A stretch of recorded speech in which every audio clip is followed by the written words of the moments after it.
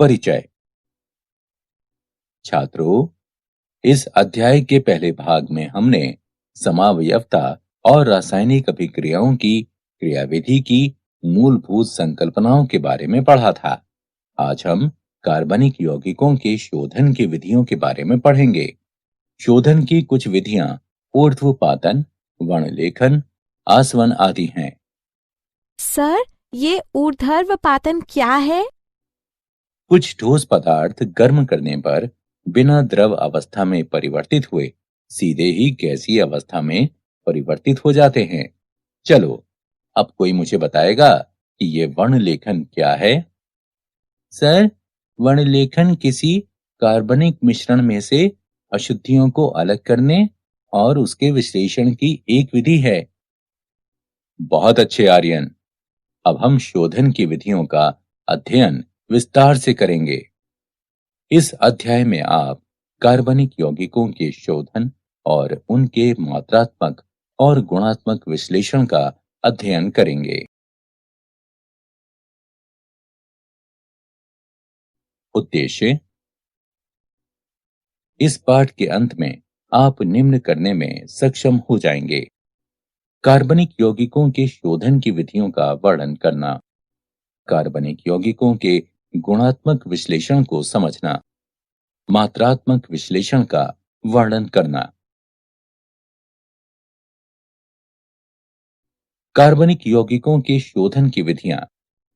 कार्बनिक यौगिकों के शोधन की विभिन्न विधियां निम्नलिखित हैं: ऊर्ध्वपातन यानी सब्लिमेशन, क्रिस्टलन यानी क्रिस्टलाइजेशन, आसवन यानी डिस्टिलेशन, विभेदी निष्कर्षण यानी डिफरेंशियल एक्सट्रैक्शन और वर्णलेखन यानी क्रोमैटोग्राफी।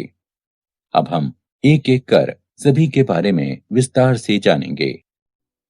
ऊर्ध्वपातन। कुछ ठोस पदार्थ गर्म करने पर बिना द्रव अवस्था में परिवर्तित हुए सीधे ही गैसीय अवस्था में परिवर्तित हो जाते हैं। इसे ऊर्ध्वपातन कहते हैं। इसका उपयोग ऊर्ध्वपातनीय कार्बनिक यौगिकों को दूसरे अशुद्ध यौगिकों जो ऊर्ध्वपातनीय नहीं हैं, उनसे पृथक करने के लिए किया जाता है। अशुद्ध कार्बनिक यौगिकों को छिद्रित एस्बेस्टास की चादर से ढकी हुई एक प्याली में रखकर गर्म किया जाता है, जिसके ऊपर एक उल्टी फनल यानी कीप रखी जाती है। कीप के स्तंभ में कपास भरा जाता है। गर्म करने पर ठोस यौगिक का वो हिस्सा जो ऊर्ध्वपातित हो जाता है, एस्बेस्टस की चादर के छिद्र से गुजरकर कीप की ठंडी दीवार में संघनित हो जाता है। अशुद्धियां जो ऊर्ध्वपातित नहीं होती हैं, प्याली में ही रह जाती हैं। क्रिस्टलन। ठोस कार्बनिक यौगिकों के शोधन का यह सबसे सामान्य तरीका है। ये विधि जिस उपयुक्त विलायक में ये कार्बनिक यौगिक मिलाए जाते हैं, उसमें इनकी विलेयताओं में निहित अंतर पर आधारित होती है। अशुद्ध पदार्थ पाउडर के रूप में होते हैं। इन्हें किसी विलायक के साथ एक फ्लास्क में गर्म किया जाता है। विलायक की मात्रा केवल गर्म करने पर पदार्थ के घुलने के लिए पर्याप्त होनी चाहिए। अब ये गर्म संतृप्त विलयन गर्म पानी की कीप से छान लिया जाता है। बाहरी कीप में परिचालित किए जाने वाला गर्म पानी विलयन को गर्म रखता है और कीप ही के अंदर क्रिस्टलीकरण नहीं हो पाता। यह गर्म निस्यंद बीकर में ठंडा किया जाता है। बड़े बड़े क्रिस्टल्स प्राप्त होते हैं और इन क्रिस्टलों को निस्यंद में से निस्यंदन के माध्यम से पृथक कर लिया जाता है। आसवन। आसवन द्रवों के शोधन की एक विधि है, जिसके द्वारा द्रव मिश्रण में से उनके विभिन्न घटकों से अलग अलग किया जाता है।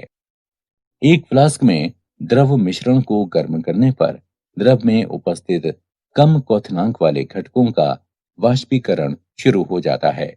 वाष्प को संघनित्र की सहायता से संघनित करके प्राप्त द्रव को ग्राही में एकत्र कर लिया जाता है। द्रव मिश्रण के वे घटक जिनका क्वथनांक उच्च होता है, बाद में वाष्पित होते हैं और इन द्रवों को अलग एकत्रित किया जा सकता है।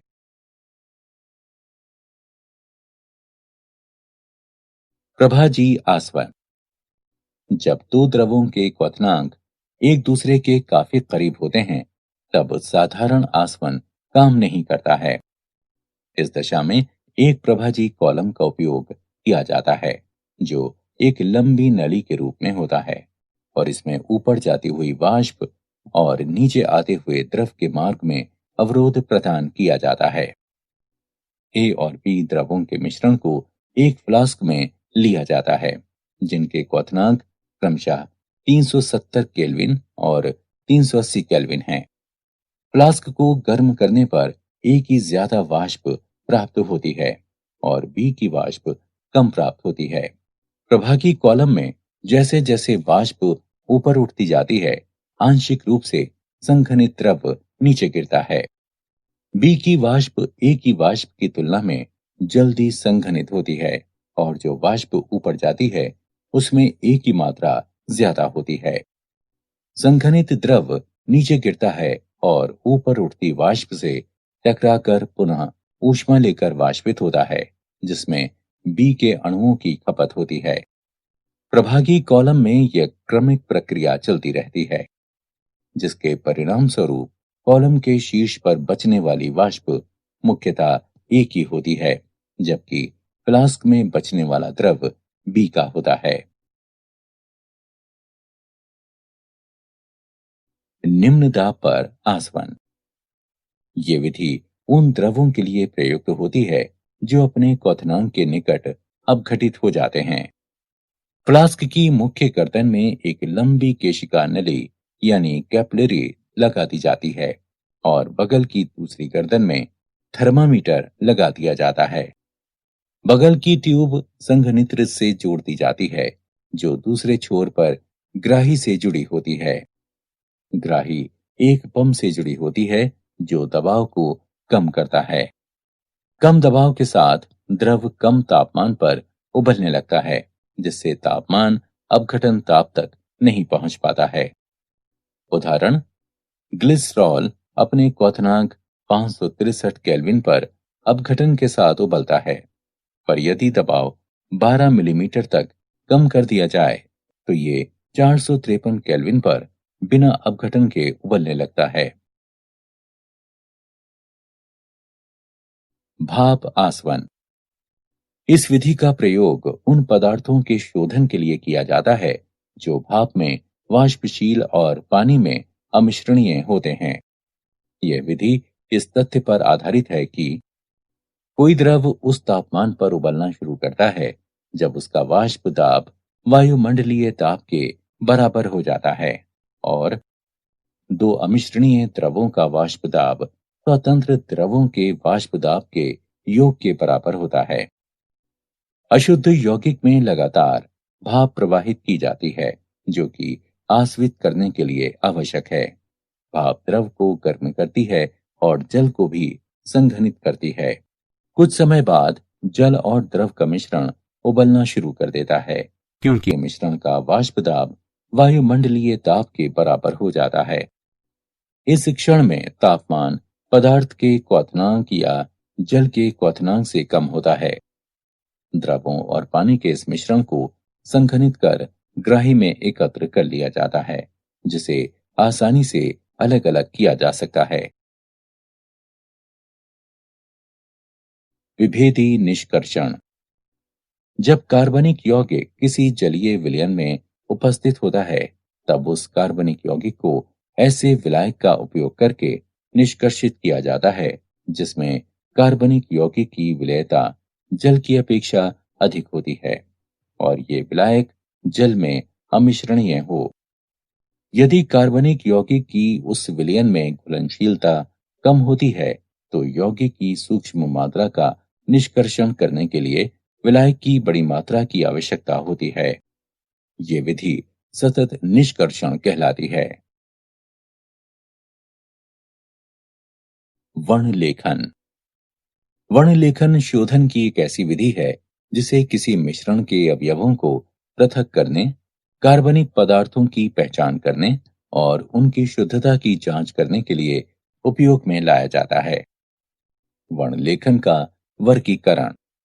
अधिशोषण वर्णलेखन, वितरण वर्णलेखन। अधिशोषण वर्णलेखन।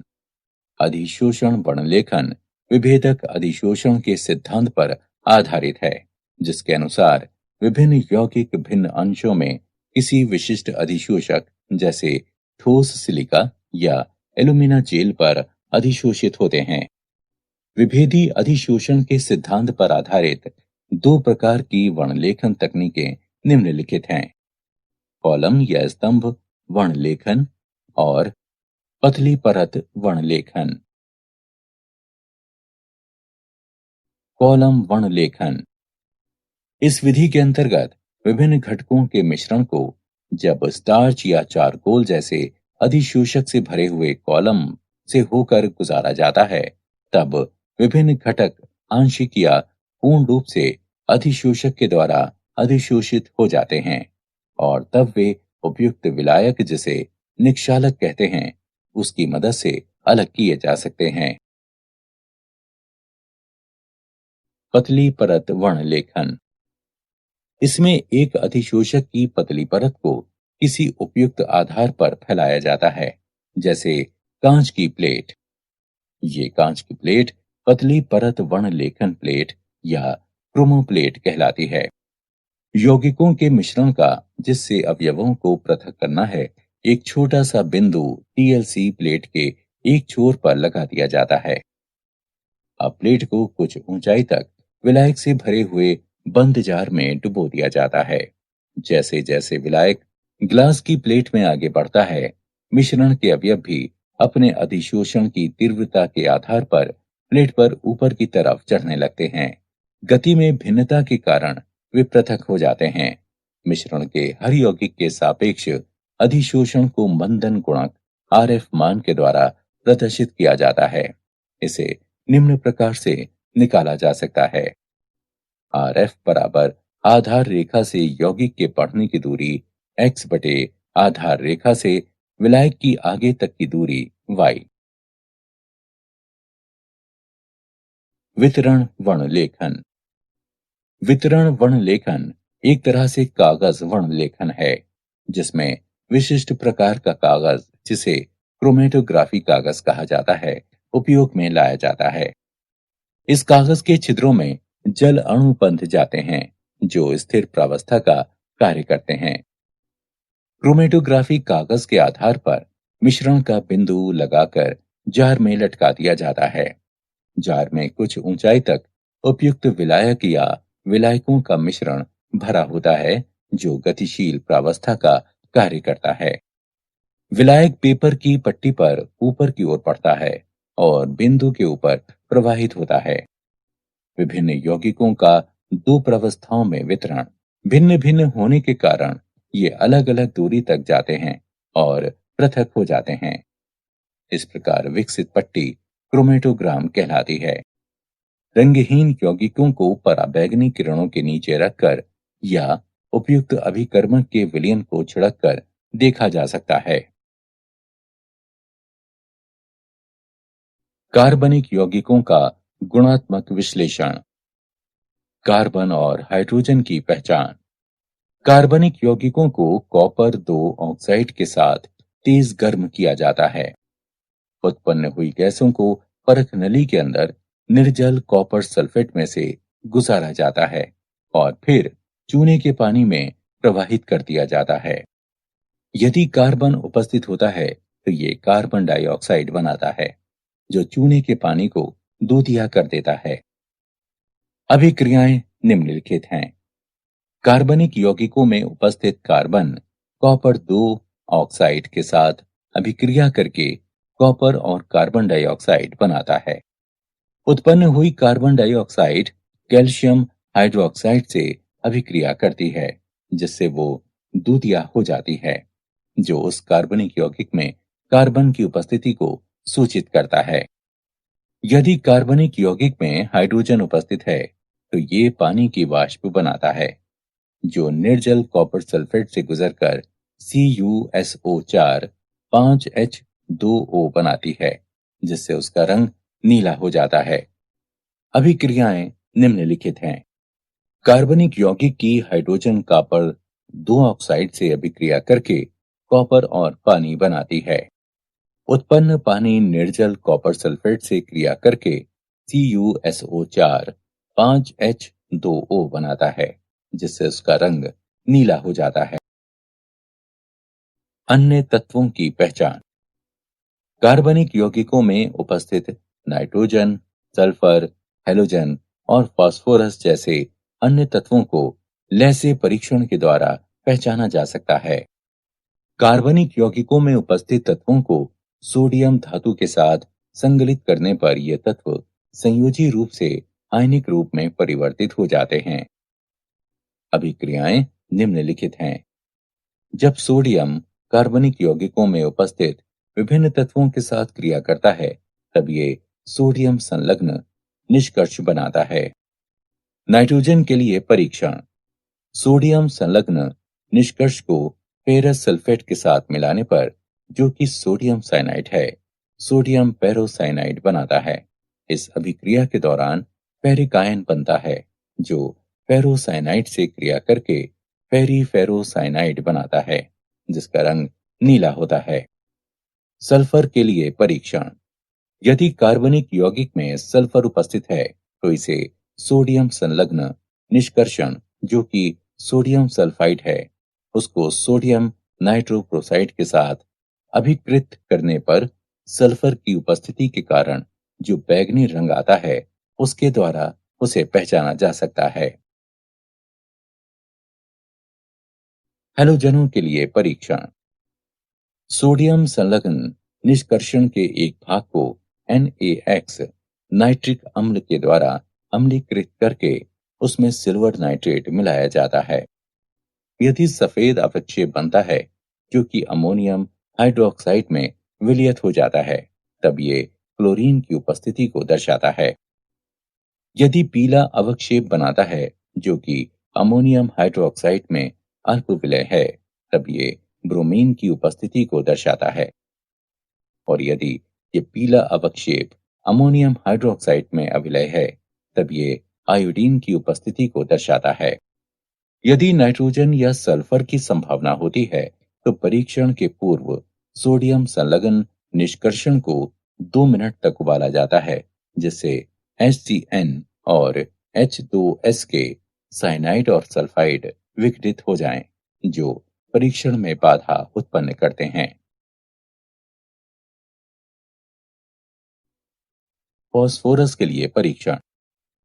किसी कार्बनिक यौगिक में फास्फोरस की उपस्थिति का पता लगाने के लिए उस कार्बनिक यौगिक को सोडियम पेरोक्साइड के साथ गर्म किया जाता है।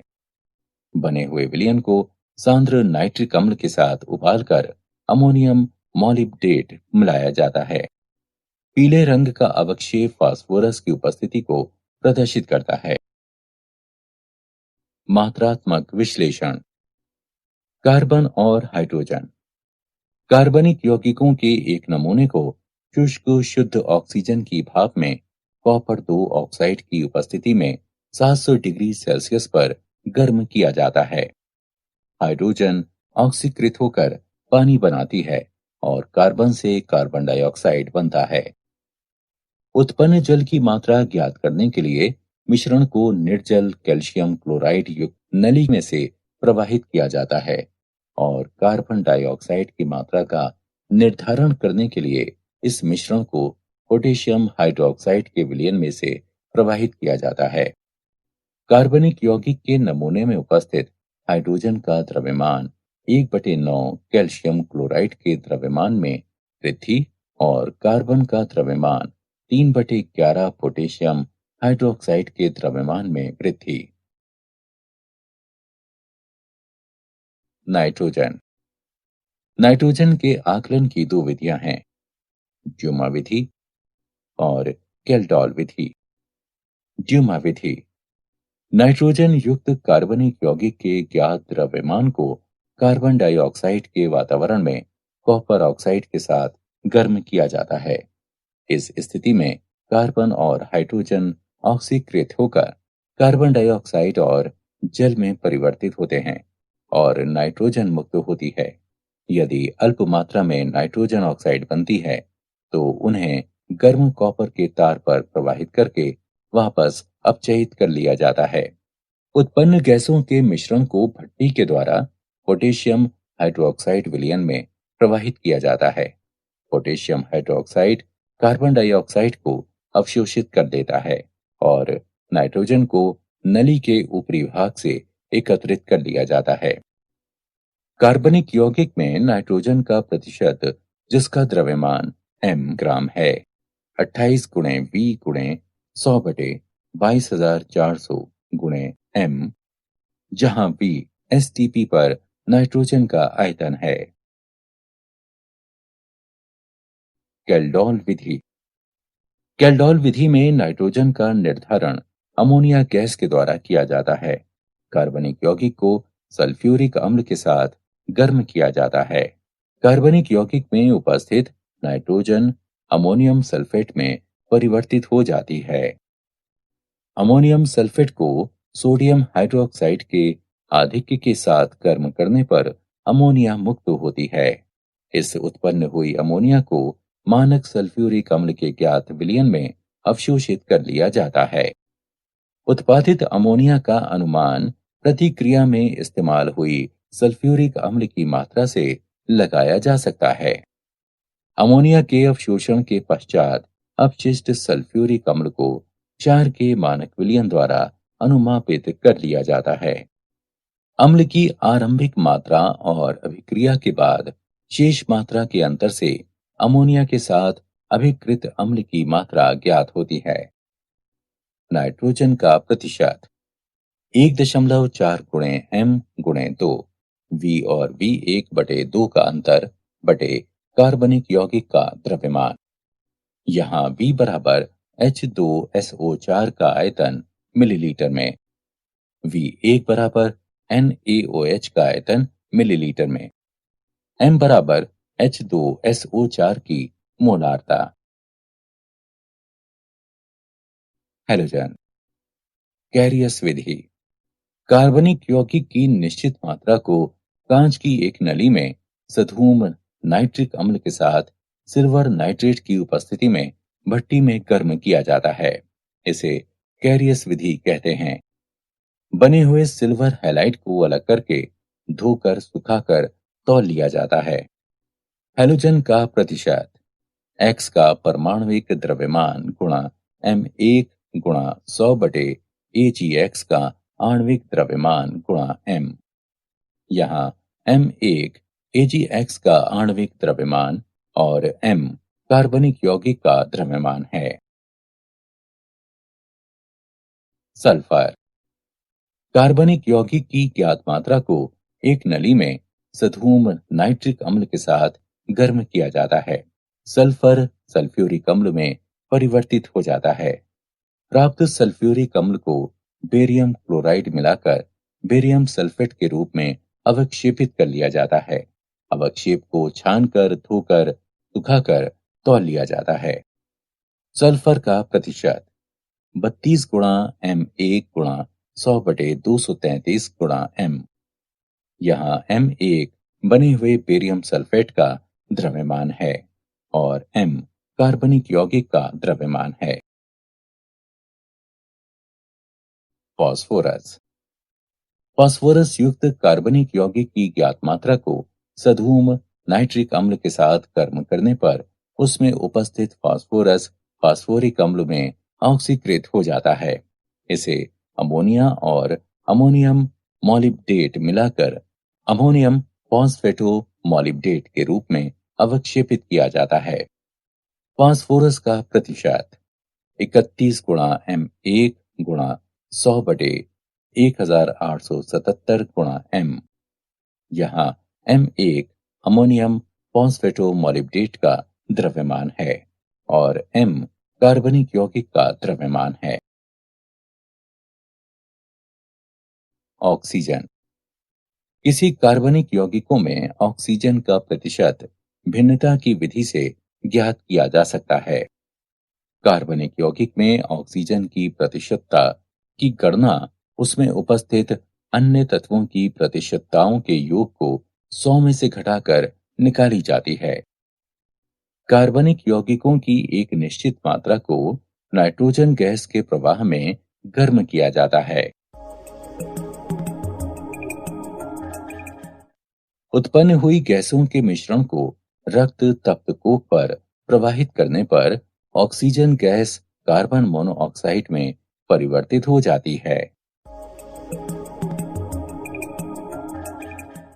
अब इस गैसीय मिश्रण को आयोडीन पेंटॉक्साइड मिलाने पर carbon monoxide gas carbon dioxide में ऑक्सीकृत हो जाती है। अभिक्रियाओं के अनुसार ऑक्सीजन का प्रतिशत निम्न प्रकार से प्राप्त किया जा सकता है: 16 गुणा कार्बन डाइऑक्साइड का द्रव्यमान बटे 44 गुणा कार्बनिक यौगिक गुणा 100। क्या आप जानते हैं कार्बन सभी सजीवों में पाया जाता है? कार्बन एक अधातु है। ये अपने आप के साथ और कई अन्य रासायनिक तत्वों के साथ आपंत बना सकता है और लगभग 10 लाख यौगिकों का गठन कर सकता है। सारांश। आइए हमने जो कुछ सीखा है उसे संक्षेप में दोहराएं। ऊर्ध्वपातन, क्रिस्टलीकरण, आसवन, विभेदी निष्कर्षण और वर्णलेखन कार्बन यौगिकों के शोधन की विधियां हैं। कार्बनिक यौगिक को कॉपर 2 ऑक्साइड के साथ तेज गर्म करके उसमें कार्बन और हाइड्रोजन की उपस्थिति का पता लगाया जा सकता है। नाइट्रोजन, सल्फर और हैलोजन को सोडियम संगलन निष्कर्ष के द्वारा पहचाना जा सकता है। कार्बनिक यौगिक के नमूने में उपस्थित हाइड्रोजन का द्रव्यमान 1/9 कैल्शियम क्लोराइड के द्रव्यमान में वृद्धि और कार्बन का द्रव्यमान 3/11 पोटेशियम हाइड्रोक्साइड के द्रव्यमान में वृद्धि। कार्बनिक यौगिक में नाइट्रोजन का प्रतिशत, जिसका द्रव्यमान m ग्राम है, निम्न है। इसमें V STP पर नाइट्रोजन का आयतन है। किसी कार्बनिक यौगिक में हैलोजन का प्रतिशत X का परमाणविक द्रव्यमान गुणा M1 गुणा 100 बटे AgX का आणविक द्रव्यमान गुणा M है, जहां M 1 AgX का द्रव्यमान और M कार्बनिक यौगिक का द्रव्यमान है। किसी कार्बनिक यौगिक में सल्फर का प्रतिशत 32 गुणा M1 गुणा 100 बटे 233 गुणा M है। यहाँ M1 बने हुए बेरियम सल्फेट का द्रव्यमान है और M कार्बनिक यौगिक का द्रव्यमान। किसी कार्बनिक यौगिक में फास्फोरस का प्रतिशत 31 गुणा M1 गुणा 100 बटे 1877 गुणा M है, जहां M1 अमोनियम फॉस्फेटोमोलिब्डेट का द्रव्यमान है और M कार्बनिक यौगिक का द्रव्यमान है। किसी कार्बनिक यौगिक में ऑक्सीजन का प्रतिशत निम्न प्रकार से प्राप्त किया जा सकता है: 16 गुणा कार्बन डाइऑक्साइड का द्रव्यमान बटे 44 गुणा कार्बनिक यौगिक गुणा 100।